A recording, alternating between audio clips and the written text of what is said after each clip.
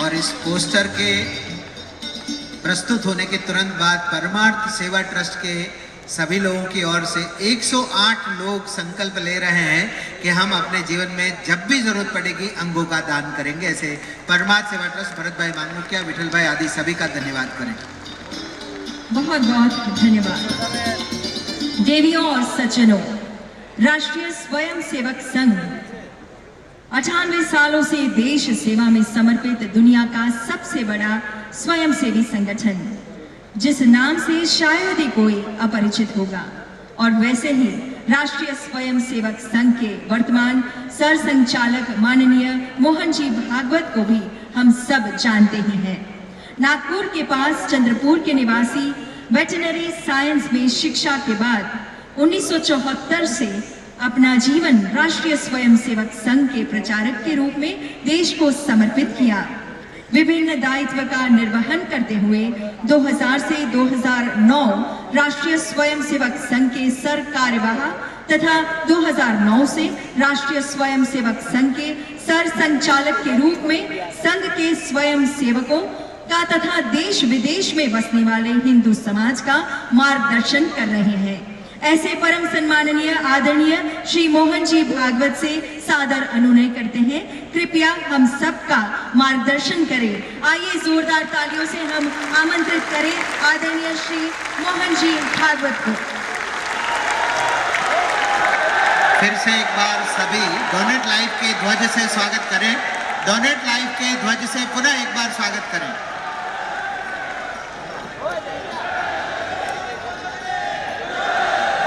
भारत माता की, भारत माता की। मंच पर उपस्थित आदरणीय सुमा भाई, आदरणीय नीलेश भाई सहित पटना और दिल्ली के दधीची देहदान समिति के कार्यकर्ताओं सहित सबको नमस्कार। सर्वप्रथम दोनों तरफ जो अंगदाता परिवार बैठे हैं, वास्तव में वो देवता स्वरूप है।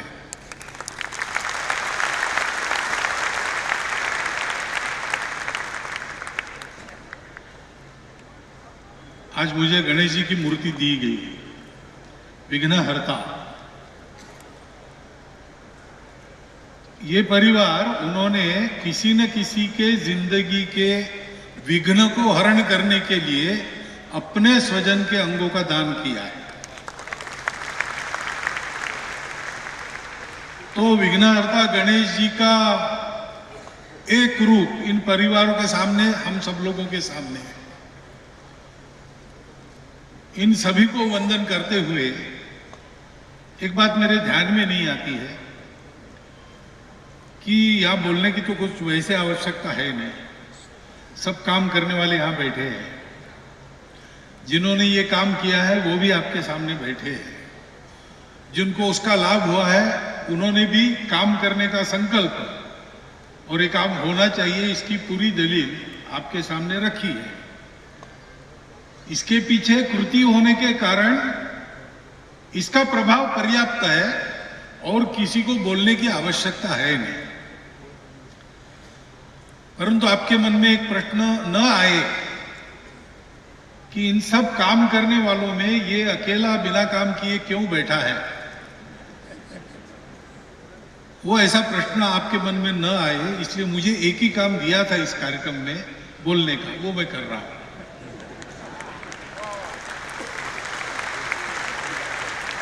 अब एक बात ध्यान में रखिए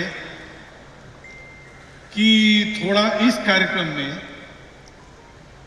हम लोग अपने जोश को जरा नियंत्रण में लाए। ये काम होश में करने का काम है, सोच समझकर करने का काम है। दोनों की आवश्यकता रहेगी, होश की और जोश की भी। स्वतंत्रता प्राप्ति के पहले हमको लड़ना था विदेशियों से, गुलामी से मुक्त होना था। वो तो ऐसे मानने वाले नहीं थे, तो जिसको जो मार्ग अच्छा लगा उस मार्ग से गुलामी के विरुद्ध संघर्ष हमारा चला। शस्त्र हाथ में लेकर क्रांतिकारों ने किया, चरखा हाथ में लेकर गांधी जी के नेतृत्व में समाज के करोड़ों लोगों ने किया। किसी ने समाज के सुधार के द्वारा उसको किया, लेकिन हर व्यक्ति उस समय स्वतंत्रता के लिए मैं क्या कर सकता हूं ये सोच के काम करता था, और काम लड़ने का था। इसलिए उस समय नारे लगे, वो नारे प्रसिद्ध हो गए। वंदे मातरम तो मंत्र स्वरूप बन गया, वो आज भी हमें प्रेरणा देता है। स्वतंत्रता के बाद अब दूसरा कोई है नहीं, हम ही हमारे लिए जिम्मेवार हैं। हम स्वतंत्र हैं, हम अपने मन से अपने देश को चलाते हैं। तो होश में जब सोचते हैं अब हमारे देश के भक्ति का स्वरूप क्या होगा, तो भगिनी निवेदिता का एक वाक्य याद आता है कि देशभक्ति की अभिव्यक्ति स्वतंत्र देश में नागरिक जीवन के रूप में प्रकट होती है। लड़ाई तो बंद हो गई, अब तो बनाना है, संवारना है। लेकिन किसको संवारना है? तो हमारा देश है, हम सबको संवारना है। स्वतंत्रता के बाद देश के सरकार पर अपनी जिम्मेवारी सौंप के हम शांत बैठे, ये तो उसे होगा भी नहीं और ये उचित भी नहीं, क्योंकि प्रजातंत्र है तो प्रजा देश को बनाएगी। तो देशभक्ति का स्वरूप क्या होता है? तो देश यानी क्या होता है जिसकी भक्ति करें? तो एक तो मातृभूमि है, उस मातृभूमि का एक एक कण हमारे लिए पवित्र है, उसको स्वतंत्र रखना, फलता फूलता रखना। इस देश का जल, जंगल, जानवर, ऐसा कहते हैं सामान्य भाषा में, बड़े लोगों की भाषा में, इस देश की बायोडायवर्सिटी, इस देश की प्राकृतिक संपदा, इसका संरक्षण, संवर्धन, ये दूसरा आयाम है। लेकिन सबसे महत्व का आयाम जिससे देश के स्वरूप का राष्ट्र में रूपांतरण होता है, वो है देश का जन, यानी हम सब लोग। ये जन ठीक चले, जन वैसे डिक्शनरी में देखा जाए तो जन यानी लोग हैं। तो कहीं भी भीड़ दिखी तो आप उसको जन कह सकते हैं क्या? नहीं, ये जन शब्द शास्त्रीय शब्द है। पीपल कौन है? कोई भी नहीं, लोग नहीं। तो जो आपस में जुड़े हैं, मातृभूमि के पुत्र के नाते आपस में जिनका भाईचारा है, भारत के हम सब लोग एक हृदय हो जाए, भारत जननी एक हृदय हो, ऐसा एक गीत है। ये देशभक्ति है। और अगर हम एक हृदय है तो किसी हृदय की पीड़ा हमारे हृदय में भी, हमारे हृदय वीणा के तारों को झंकृत करेगी। तो स्वतंत्र देश में हमारे देशभक्ति का स्वरूप क्या है? नागरिक जीवन के नियम अनुशासन होते हैं, उनको पालन करना, ये एक बात है। किसी भी हालत में उनका उल्लंघन नहीं करना, हाथ में कानून लेना नहीं। ग्रीवंस हो, दुख हो, पीड़ा हो, तो भी प्रजातांत्रिक रास्ते हैं उसको व्यक्त करने के, उसको छोड़ के जाना नहीं। लेकिन दूसरा है कि सब नागरिक, सब जन अपने देश के, वो मेरा अपना है, इसलिए उसके सुख दुख में हमारी सहयोगिता, सहभागिता हो।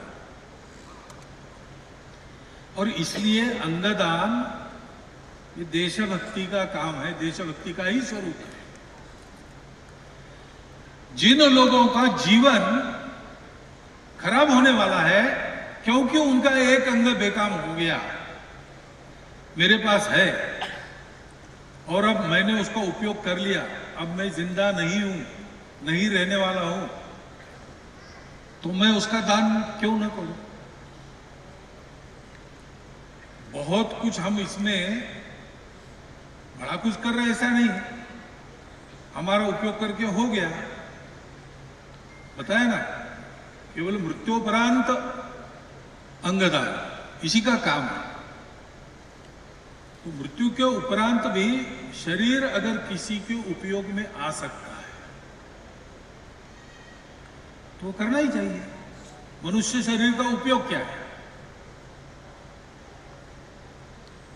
मनुष्य शरीर का उपयोग सबके लिए जीना यही है, सबके लिए जीना और सबके लिए मरना, यही तो मनुष्य जीवन है। इस देश के लिए जीना, इस देश के लिए मरना। तो मरने के उपरांत भी जो जीवन बाकी है अपने शरीर में, ब्रेन डेड होने के बाद आदमी मर गया ऐसा मानते हैं, लेकिन एक साथ नहीं मर गया शरीर, कुछ अंग बाद में कुछ समय तक जीवित रह गए। ऐसे अंग अगर दूसरों के जीवित व्यक्तियों के उपयोग में आया तो उपयोग के लिए को उपलब्ध करा देना हमारा कर्तव्य है, मनुष्य का धर्म है। कभी कभी लोगों के मन में आता है कि दहन कार्य होने के सिवा और गति नहीं मिलेगी, लेकिन ऐसा नहीं है। कुछ व्यक्ति ऐसे होते हैं, वो कहीं विशेष परिस्थिति में उधर ही मर जाते, उनका शरीर मिलता नहीं, लेकिन बिना शरीर के उनकी भी उत्तर क्रिया होती है, गया में होती है, और भी जगह होती होगी पता नहीं। शरीर का दहन करना, शरीर को दफन करना, ये इसलिए है कि शरीर को छोड़ने के बाद जो कुछ है उसको इस शरीर का मोह न रहे। तो शरीर का मोह तो त्याग देना ही है, और इसलिए इस दृष्टि से भी इसमें कोई गलती नहीं है। शास्त्र निषिद्ध ये काम नहीं है, गति वगैरह की चिंता भी इसमें करनी नहीं चाहिए। राजा रंतिदेव थे, 12 साल का अकाल पड़ा, प्रजावत्सल राजा थे, सब कुछ प्रजा के योगक्षेम के लिए उन्होंने दे दिया, और स्वयं 43 दिन का व्रत रखा। 43 दिन खाऊंगा नहीं, पानी पीऊंगा नहीं, और प्रजा के दुख निवारण के लिए काम करूंगा, ऐसा उन्होंने किया। और अकाल की तीव्रता कम हो गई, प्रजा मरने के कगार पर आ गई थी, वापस आ गई, धीरे धीरे सब ठीक होगा ये पक्का हो गया। 43 दिन पूरे हो गए, उन्होंने कहा कि मैं अपने व्रत का उद्यापन करता हूं। अपने महल में वापिस आए, लेकिन सब कुछ दे दिया था अकाल पीड़ा हरण के लिए, अकाल राहत के लिए। तो रानी, राजकुमार, राजकन्या और 4 जीव अब कैसे उद्यापन, भोजन कैसे करना? लेकिन 1 लोटा पानी था और 1 कटोरी सत्तू था, तो उसी के 4 भाग उन्होंने किए और भोजन के लिए बैठ गए। तो सामने एक भिखारी आ गया, कुत्ते को लेकर आ गया साथ में। उसने कहा, महाराज सबका तो अकाल ठीक हो गया, अब ठीक होगा, लेकिन मैं अकेला बच गया हूं, मुझे बहुत दिन से कुछ खाने को नहीं मिला। तो राजा ने उठ के अपना सत्तू उसको दे दिया, उसने खाया। उसने कहा, महाराज पेट तो नहीं भरा। तो रानी ने दे दिया, फिर राजकुमार ने भी दे दिया, फिर उसने कुत्ते के लिए मांग लिया, तो राजकन्या ने भी दे दिया। बाद में फिर उसने कहा प्यास लगी है, तो 3 कटोरी पानी वो पी गया और चौथी कटोरी राजकुमारी की कुत्ते को पिला दी। राजा के आंखों में आंसू आ गए। तो भिखारी उसको कहता है, भाई आपको दुख होता हो तो ये मुझे नहीं चाहिए, आपको दुख देके मुझे अपना दुख निवारण नहीं करना है। भले ही मैं भिखारी हूं, लेकिन मैं लोगों की पीड़ा मैं भी नहीं देख सकता, मैं भी मनुष्य हूं। राजा ने कहा, भले आदमी, तुमको देने के कारण मुझे नहीं बचा इसलिए दुख नहीं हो रहा है, अगर तुमने फिर से मांगा तो देने के लिए कुछ नहीं, इसलिए मैं रो रहा हूं।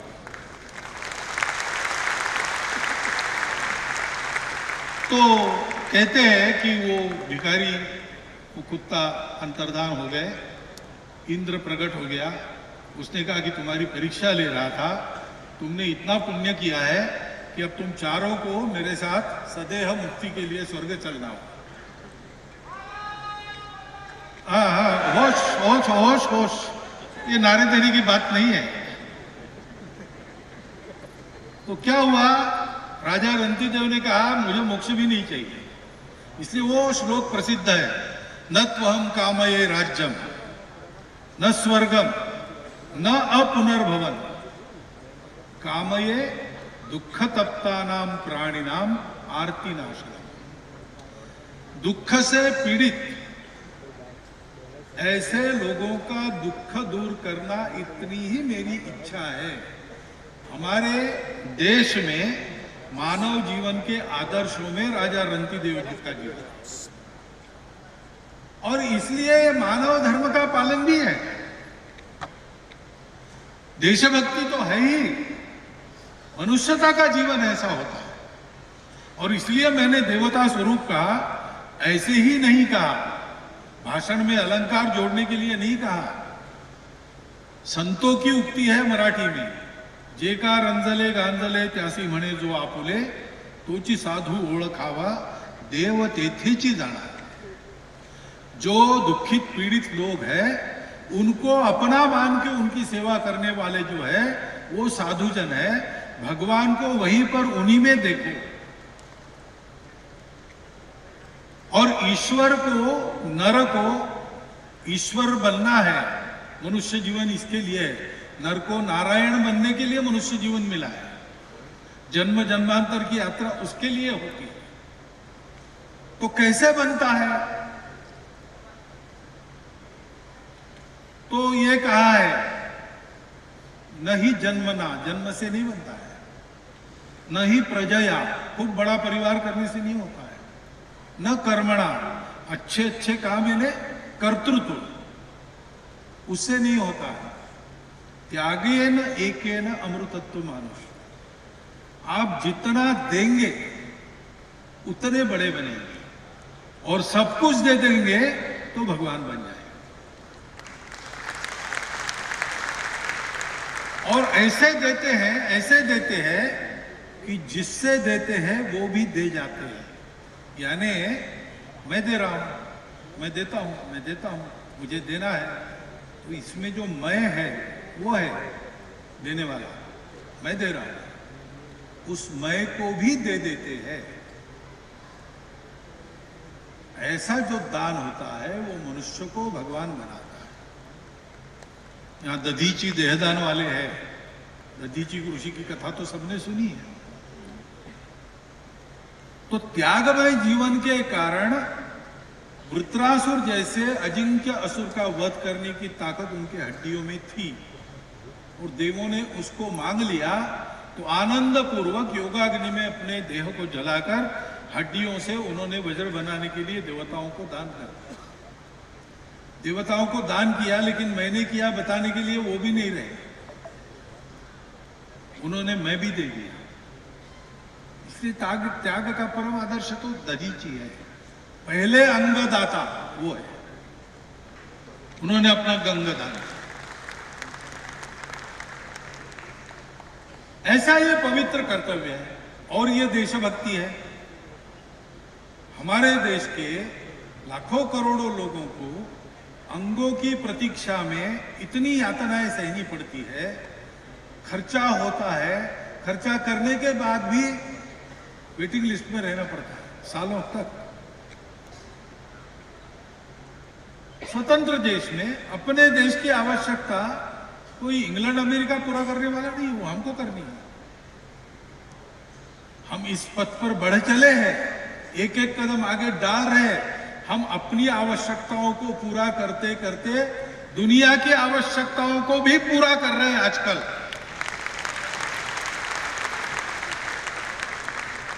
इस देश के हम वारस हैं, इस देश के हम नागरिक हैं, इस देश के अपने आप को कहते हैं, तो हमारा जीवन भी ऐसे ही होना चाहिए ना।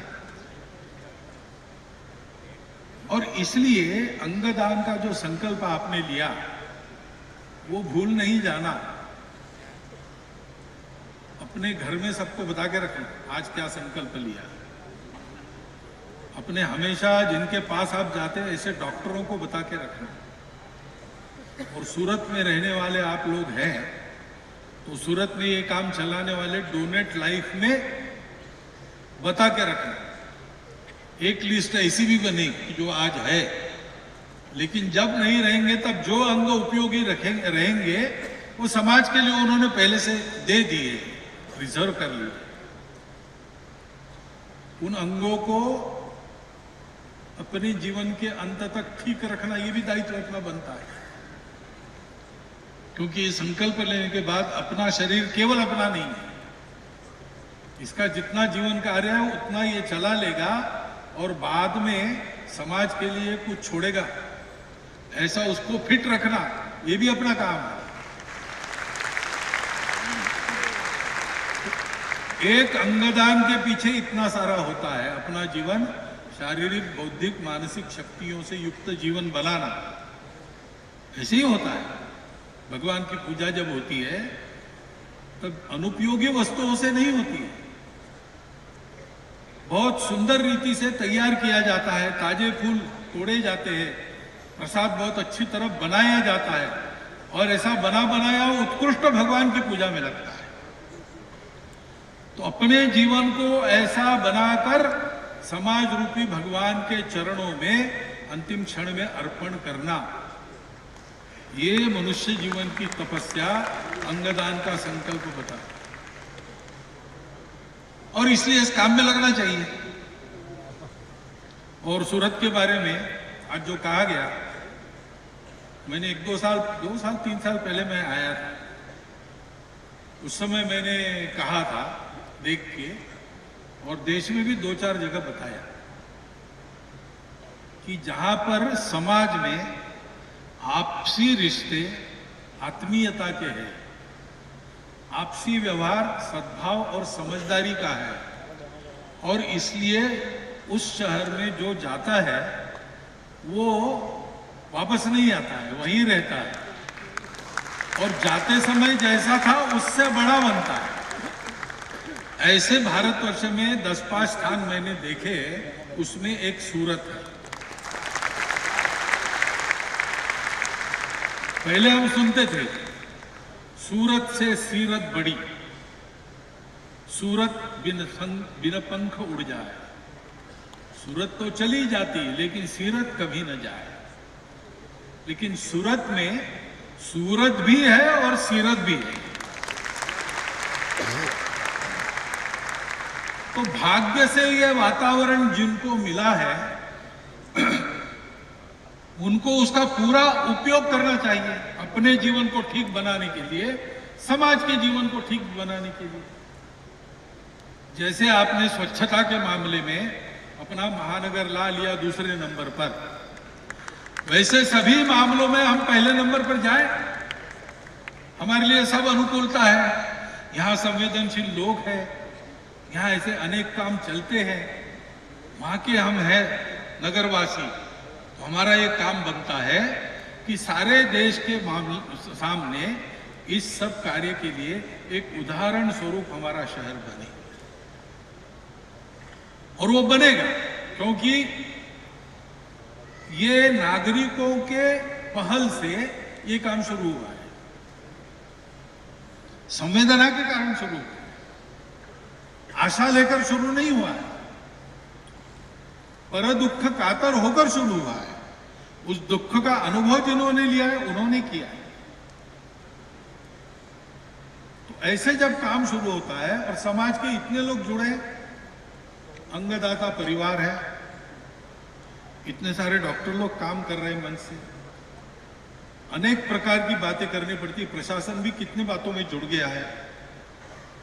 जल्दी से जल्दी अब एक जगह से दूसरी जगह पहुंचाया जाए। ग्रीन कॉरिडोर, सबसे अधिक ग्रीन कॉरिडोर यहाँ बनी है, वायु मार्ग से, स्थल मार्ग से। तो ये सारा जनता, शासन, प्रशासन सबका मिलकर सहयोग खड़ा होता है, तब काम होता है। हमने कोरोना में ये अनुभव किया है। कोरोना में जैसे सारा देश उठकर खड़ा हुआ एक, और सबने कुछ ना कुछ किया, जितना जिसको बनता था सबने किया। तो दुनिया में कोरोना से सबसे अच्छा लड़ने वाला और विजयी होने वाला भारत देश है। ऐसा भारत सब मामलों में बनाने के लिए अग्रवर्ती कौन रहेंगे, उसमें सूरत का नाम आना चाहिए। ऐसी यहां स्थिति है, ऐसी आपकी शक्ति है। उस शक्ति को उपयोग में लाने का एक अनुरोध करता हूं। मुझे विश्वास है कि आप ऐसा करेंगे, क्योंकि करने के लिए जो कुछ आवश्यक है वो आपके पास है, ये आपने दिखा दिया। इसको आगे बढ़ाइए। इसको आगे बढ़ाते समय जहां जहां आपको सहयोग लगेगा, वहां वहां हमारी जितनी ताकत है उतनी ताकत के साथ हम आपके साथ खड़े, हम भी करने लगेंगे। यहां भी ये हो रहा है, अन्यत्र भी ये होगा। बहुत जगह स्वयंसेवकों ने ये काम पहले शुरू कर दिया है। हम सब लोग ऐसा काम करने वाले एक व्यूह बनाकर चले, बैनर की लड़ाई ना करें, झगड़ा ना करें। अच्छा काम है, जो जो करेंगे उन सबको हाथ लगाना, जो जो करेंगे उन सबका हाथ थामना, और सबने मिलकर देश को आगे बढ़ाना। ये काम करने की प्रेरणा इस अंगदान कार्यक्रम से हमको मिलेगी, मिल रही है। उसको ठीक से ग्रहण कीजिए और सोच समझकर इस कार्य में आगे का कदम बढ़ाइए। इतनी एक बात कहता हूं, और बिना कुछ काम किए बोल रहा हूं, फिर भी आप सुन रहे हैं, इसलिए आपका धन्यवाद, आपके प्रति कृतज्ञता व्यक्त करता हुआ और ऑर्गन डोनेट उनका आभार व्यक्त करते हुए मेरे 4 शब्द समाप्त करता हूं। धन्यवाद। आपके जागरूक करने वाले संबोधन, आपकी